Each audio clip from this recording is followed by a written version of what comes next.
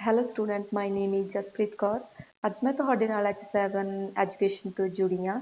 ਅੱਜ ਦੀ ਕਲਾਸ ਆਪਣੀ English pedagogy ਦੀ ਰਹਿਣ ਵਾਲੀ ਆ, ਜਿਸ ਵਿੱਚ ਆਪਾਂ ਸਿੱਖਾਂਗੇ ਜੀ ਲੈਂਗੁਏਜ ਲਰਨਿੰਗ ਐਕੁਜੀਸ਼ਨ। ਠੀਕ ਹੈ ਜੀ, ਚਲੋ ਆਪਾਂ ਸਟਾਰਟ ਕਰਦੇ ਹਾਂ ਕਲਾਸ।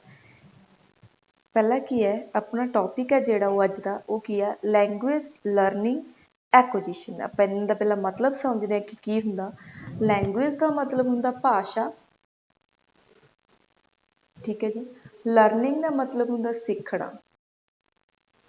ਐਕੁਜੀਸ਼ਨ ਕਿੱਥੋਂ ਬਣਿਆ? ਐਕੁਜੀਸ਼ਨ ਆਪਣਾ ਬਣਿਆ ਅਕਵਾਇਰ ਤੋਂ। ਅਕਵਾਇਰ ਦਾ ਮਤਲਬ ਹੁੰਦਾ ਹਾਸਿਲ ਕਰਨਾ ਜਾਂ ਫਿਰ ਗ੍ਰਹਿਣ ਕਰਨਾ।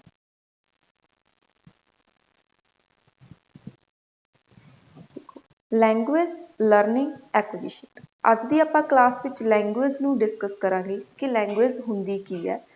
ਇਸ ਤੋਂ ਬਾਅਦ ਆਪਾਂ ਲਰਨਿੰਗ ਦੇਖਾਂਗੇ ਤੇ ਫਿਰ ਆਪਾਂ ਕੀ ਦੇਖਾਂਗੇ, ਐਕੁਜੀਸ਼ਨ।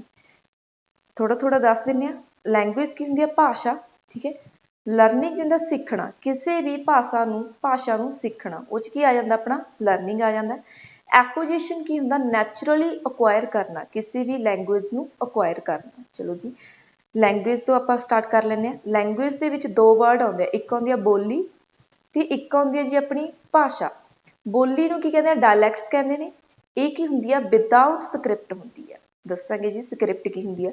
ਤੇ ਜਿਹੜੀ ਆਪਣੀ ਭਾਸ਼ਾ ਹੁੰਦੀ ਆ ਉਹ ਕੀ ਹੁੰਦੀ ਆ?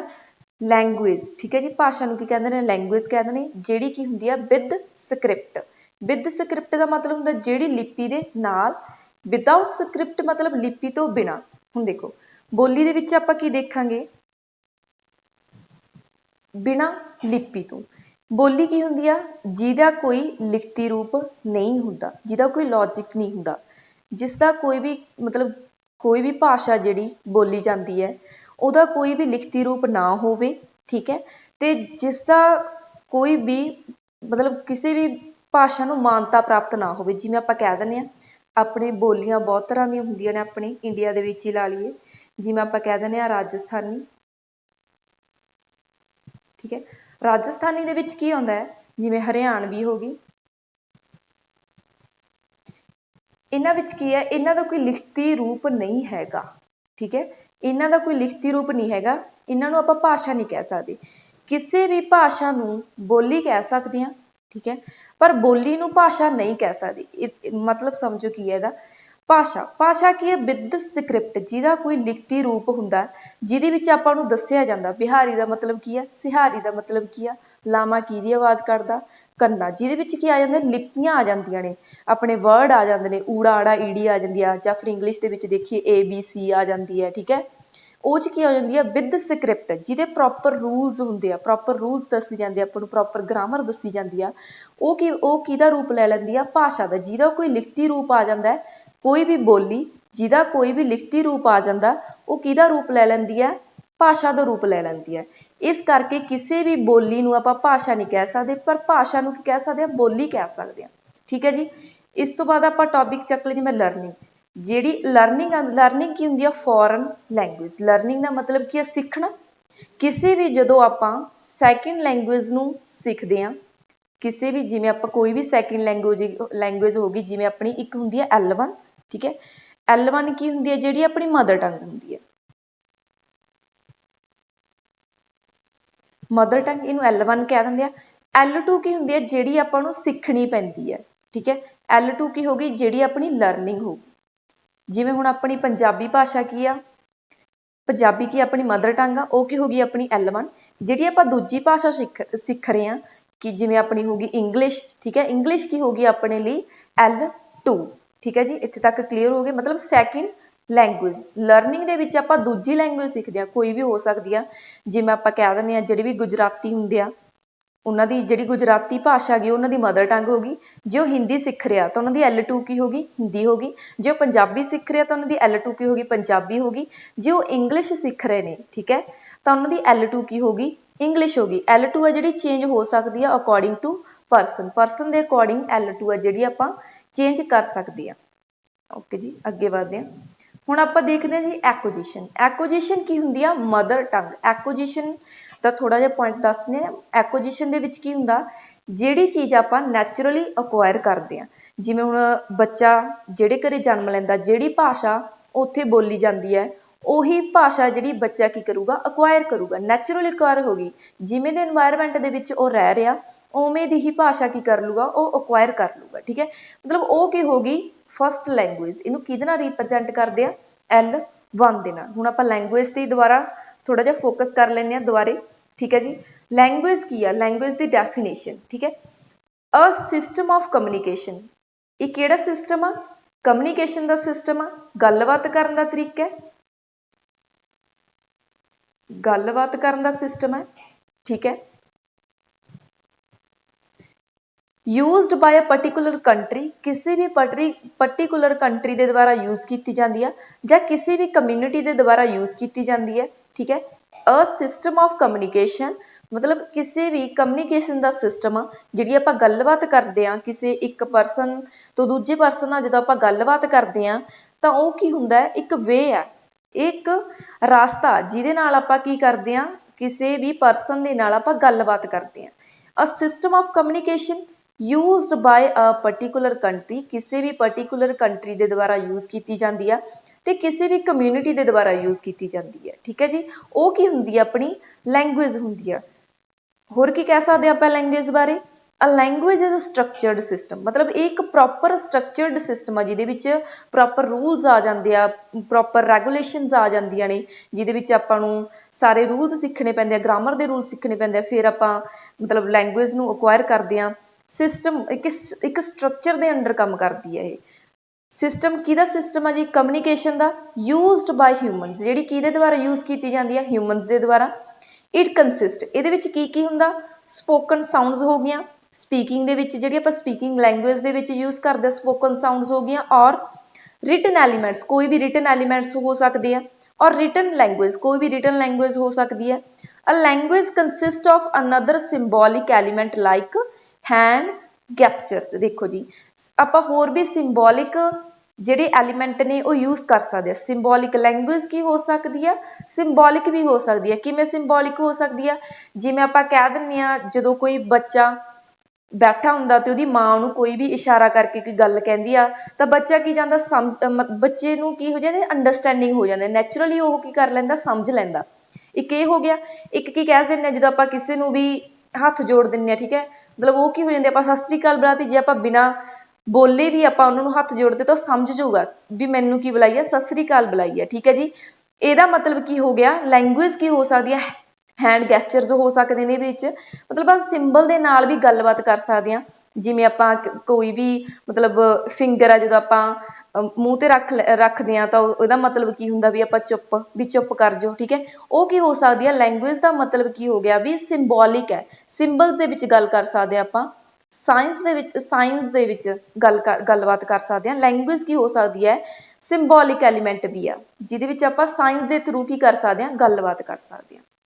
ਠੀਕ ਹੈ ਜੀ, ਡੈਫੀਨੇਸ਼ਨ, ਦੁਬਾਰਾ ਡੈਫੀਨੇਸ਼ਨ, ਇੱਕ ਹੋਰ ਡੈਫੀਨੇਸ਼ਨ ਹੈ ਦੀ, ਇਹਦੇ ਵਿੱਚ ਕੀ ਹੈ, language is the medium, language ਇੱਕ ਮੀਡੀਅਮ ਹੈ, language is the way, language is the system, ਇੱਕ ਮੀਡੀਅਮ ਹੈ, ਇੱਕ ਸਿਸਟਮ ਹੈ, ਇੱਕ ਵੇ ਆ ਥਰੂ ਵਿੱਚ ਜਿਸ ਦੇ ਦੁਆਰਾ ਵਨ ਕੈਨ, ਕੋਈ ਵੀ ਕੀ ਐਕਸਪ੍ਰੈਸ ਕਰ ਸਕਦਾ, ਵਨਸ ਆਈਡੀਆਜ਼, ਆਪਦੇ ਆਈਡੀਆਜ਼ ਨੂੰ ਦੱਸ ਸਕਦਾ ਉਹ। ਠੀਕ ਹੈ ਜੀ, ਦੂਜਿਆਂ ਸਾਹਮਣੇ ਜੇ ਕੋਈ ਵੀ ਆਪਣੇ ਪੁਆਇੰਟ ਆਫ ਵਿਊਜ਼, ਆਪਣੇ ਆਈਡੀਆਜ਼ ਦੱਸਣਾ ਚਾਹੁੰਦਾ ਤਾਂ ਉਹ ਕਿਹੜੇ ਮੀਡੀਅਮ ਦੇ ਰਾਹੀਂ ਦੱਸ ਸਕਦਾ, ਉਹ ਕੀ ਆਪਣਾ ਜੀ, ਲੈਂਗੁਏਜ। ਲੈਂਗੁਏਜ ਦੇ ਥਰੂ ਕੀ ਕਰ ਸਕਦਾ, ਉਹ ਆਪਣੇ ਆਈਡੀਆਜ਼ ਨੂੰ ਦੱਸ ਸਕਦਾ ਤੇ ਆਪਣੇ ਥੋਟਸ ਨੂੰ ਦੱਸ ਸਕਦਾ ਤੇ ਆਪਣੀਆਂ ਜਿਹੜੀਆਂ ਉਹਨਾਂ ਦੇ ਫੀਲਿੰਗਸ ਨੇ ਉਹਨਾਂ ਨੂੰ ਈਜ਼ਲੀ ਐਕਸਪ੍ਰੈਸ ਕਰ ਸਕਦਾ। ਜੇ ਹੁਣ ਕਹਿ ਦੇ ਵੀ ਮੇਰੇ ਅੰਦਰ ਆਹ ਫੀਲਿੰਗਸ ਨੇ, ਮੇਰਾ ਆਹ ਆਈਡੀਆ, ਉਹ ਕਿਵੇਂ ਦੱਸੂਗਾ। ਹੁਣ ਦੇਖੋ ਮੈਂ ਤੁਹਾਨੂੰ ਦੱਸ ਰਹੀ ਹਾਂ ਵੀ ਲੈਂਗੁਏਜ ਆਹ ਚੀਜ਼ ਆ, ਮੈਂ ਕਿਵੇਂ ਦੱਸ ਰਹੀ ਹਾਂ, ਜੇ ਮੇਰੇ ਕੋਲ ਕੋਈ ਵੀ ਪਰਟੀਕੂਲਰ ਲੈਂਗੁਏਜ ਹੈ, ਤੁਸੀਂ ਲੈਂਗੁਏਜ ਨੂੰ ਸਮਝ ਰਹੇ ਹੋ ਤਾਂ ਉਹਦੇ ਨਾਲ ਕੀ ਹੋ ਗਿਆ, ਮਤਲਬ ਮੈਂ ਆਪਦੇ ਪੁਆਇੰਟ ਆਫ ਵਿਊਜ਼, ਆਪਦੀ ਨੌਲੇਜ, ਆਪਦੇ ਆਈਡੀਆਜ਼, ਠੀਕ ਹੈ, ਸ਼ੇਅਰ ਕਰ ਰਹੀ ਹਾਂ। ਕਿਹਦੇ ਥਰੂ ਸ਼ੇਅਰ ਕਰ ਰਹੀ ਹਾਂ, ਲੈਂਗੁਏਜ ਦੇ ਥਰੂ। ਜੇ ਮੇਰੇ ਕੋਲ ਕੋਈ ਪਰਟੀਕੂਲਰ ਲੈਂਗੁਏਜ ਆ ਉਸਦੇ ਨਾਲ ਹੀ ਮੈਂ ਕੀ ਕਰ ਰਹੀ ਹਾਂ, ਆਪਣੇ ਆਈਡੀਆਜ਼ ਸ਼ੋ ਕਰ ਰਹੀ ਹਾਂ। ਠੀਕ ਹੈ ਜੀ, ਆਪਣੇ ਥੋਟਸ ਰਿਪਰੈਜ਼ੈਂਟ ਕਰ ਰਹੀ ਹਾਂ ਤੇ ਆਪਣੀ ਫੀਲਿੰਗਸ ਨੂੰ ਵੀ ਰਿਪਰੈਜ਼ੈਂਟ ਕਰ ਰਹੀ ਹਾਂ। ਠੀਕ ਹੈ ਜੀ, ਇੱਕ ਕੁਐਸਚਨ ਆਉਂਦਾ ਹੁੰਦਾ ਪੇਪਰ 'ਚ, English language belongs to Indo European family. Indo European family. English language किहड़ी फैमिली तो बिलोंग करदी आ? इंडो यूरोपियन फैमिली ਨੂੰ ਬਿਲੋਂਗ ਕਰਦੀ ਹੈ। ਇਹਦੇ ਵਿੱਚ ਹੋਰ ਵੀ ਲੈਂਗੁਏਜ ਆ ਜਾਂਦੀਆਂ ਨੇ, ਹਿੰਦੀ ਆ ਜਾਂਦੀ ਹੈ ਤੇ ਕੀ ਗੁਜਰਾਤੀ ਆ ਜਾਂਦੀ ਹੈ।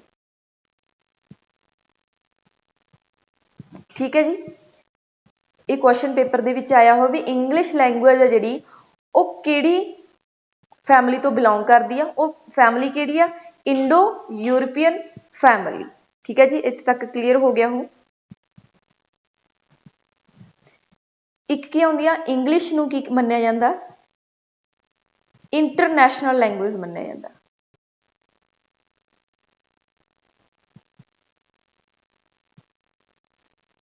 Global language. ਇੰਟਰਨੈਸ਼ਨਲ ਲੈਂਗੁਏਜ ਦਾ ਮਤਲਬ ਕੀ ਹੈ? ਹੁਣ ਦੇਖੋ ਇੰਗਲਿਸ਼ ਕਿੰਨੇ ਹੀ ਦੇਸ਼ਾਂ ਦੇ ਵਿੱਚ ਬੋਲੀ ਜਾਂਦੀ ਹੈ। ਜੇ ਆਪਾਂ ਕਿਸੇ ਵੀ ਇੰਟਰਨੈਸ਼ਨਲ ਲੈਂਗੁਏਜ ਨੂੰ ਲੈ ਕੇ ਚੱਲਾਂਗੇ, ਇੰਟਰਨੈਸ਼ਨਲ ਮਤਲਬ ਕਿ ਨੈਸ਼ਨਲ ਲੈਵਲ ਤੇ ਬੋਲੀ ਜਾਂਦੀ ਹੈ, ਬਾਹਰਲੇ ਦੇਸ਼ਾਂ ਵਿੱਚ ਵੀ ਬੋਲੀ ਜਾਂਦੀ ਹੈ। ਜੇ ਆਪਾਂ ਈਜ਼ੀਲੀ ਇੰਟਰੈਕਟ ਕਰਨਾ ਇੱਕ ਕੰਟਰੀ ਤੋਂ ਦੂਜੀ ਕੰਟਰੀ ਦੇ ਨਾਲ, ਤਾਂ ਆਪਣੇ ਕੋਲ ਕਿਹੜੀ ਲੈਂਗੁਏਜ ਦੀ ਨੌਲੇਜ ਹੋਣੀ ਜ਼ਿਆਦਾ ਜ਼ਰੂਰੀ ਆ? ਇੰਗਲਿਸ਼ ਲੈਂਗੁਏਜ ਦੀ। ਤਾਂ ਕਰਕੇ ਇਹਨੂੰ ਕੀ ਕਿਹਾ ਜਾਂਦਾ? International language. ਗਲੋਬਲ ਲੈਵਲ ਤੇ ਵੀ ਲੈਂਗੁਏਜ ਆ ਜਿਹੜੀ ਉਹ ਕਿਹੜੀ ਲੈਂਗੁਏਜ ਹੈ? English language. ਠੀਕ ਹੈ ਜੀ, ਹੁਣ ਆਪਾਂ ਦੇਖ ਲੈਂਦੇ ਹਾਂ character sketch. Character sketch of language. Character sketch ਦਾ ਮਤਲਬ ਵਿਸ਼ੇਸ਼ਤਾਵਾਂ। ਠੀਕ ਹੈ ਜੀ, ਵਿਸ਼ੇਸ਼ਤਾਵਾਂ ਕੀ ਨੇ ਲੈਂਗੁਏਜ ਦੀਆਂ? ਫਸਟ ਪੁਆਇੰਟ ਕੀ ਹੈ? Language is speech aural. Aural ਦਾ ਮਤਲਬ ਕੀ ਹੁੰਦਾ? ਸਪੀਕ, ਜਿਹਦੇ ਵਿੱਚ ਆਪਾਂ ਬੋਲ ਸਕਦੇ ਹਾਂ, ਬੋਲ ਕੇ। ਠੀਕ ਹੈ ਜੀ, ਲੈਂਗੁਏਜ ਕੀ ਹੁੰਦੀ ਆ? ਆਪਾਂ ਬੋਲ ਕੇ ਰਿਪਰਜੈਂਟ ਕਰਦੇ ਹਾਂ ਕਿਸੇ ਵੀ ਪਰਸਨ ਨੂੰ। ਜਦੋਂ ਆਪਾਂ ਕੋਈ ਵੀ ਗੱਲਬਾਤ ਕਹਿਣੀ ਆ, ਕੋਈ ਆਪਣੇ ਆਈਡੀਆਜ਼ ਸ਼ੇਅਰ ਕਰਨੇ ਆ, ਤੇ ਇਹਦੇ ਵਿੱਚ ਕੀ ਹੁੰਦਾ? ਲੈਂਗੁਏਜ ਇਜ਼ ਅ ਸਪੀਚ, ਮਤਲਬ ਇੱਕ ਤਰ੍ਹਾਂ ਦੀ ਸਪੀਚ ਆ। ਕਿਹੜੀ ਸਪੀਚ ਆ ਉਹ? ਔਰਲ ਸਪੀਚ ਆ। ਔਰਲ ਮਤਲਬ ਆਪਾਂ ਬੋਲ ਕੇ ਆਪਣੇ ਪੁਆਇੰਟ ਆਫ ਵਿਊ ਬੋਲ ਕੇ ਵੀ ਦੱਸ ਸਕਦੇ ਹਾਂ। ਠੀਕ ਹੈ ਜੀ, ਉਹ ਗੱਲ ਵੱਖਰੀ ਹੈ ਕਿ ਆਪਾਂ ਸਾਈਨ ਦੇ ਨਾਲ ਵੀ ਲੈਂਗੁਏਜ ਨਾਲ ਜਿਹੜੀ ਰਿਪਰਜੈਂਟ ਕਰਦੇ ਹਾਂ, ਪਰ ਇਹਦੀ ਵਿਸ਼ੇਸ਼ਤਾ ਕੀ ਹੈ? ਜੇ ਆਪਾਂ ਬੋਲ ਕੇ ਕਿਸੇ ਨੂੰ ਪੁਆਇੰਟ ਆਫ ਵਿਊਜ਼ ਦੱਸਣੇ ਆ ਤਾਂ ਉਹਦੇ ਲਈ ਕੀ ਕੰਮ ਆਊਗੀ? ਲੈਂਗੁਏਜ ਕੰਮ ਆਊਗੀ। ਸੈਕਿੰਡ ਪੁਆਇੰਟ ਕੀ ਹੈ? ਨॉन ਇੰਸਟਿੰਕਟਿਵ, ਮਤਲਬ ਨॉट ਲਰਨਡ ਫਰੋਮ ਹੈਰੀਡਿਟੀ। ਦੇਖੋ ਜੀ, ਇਹਦਾ ਮਤਲਬ ਕੀ ਹੈ?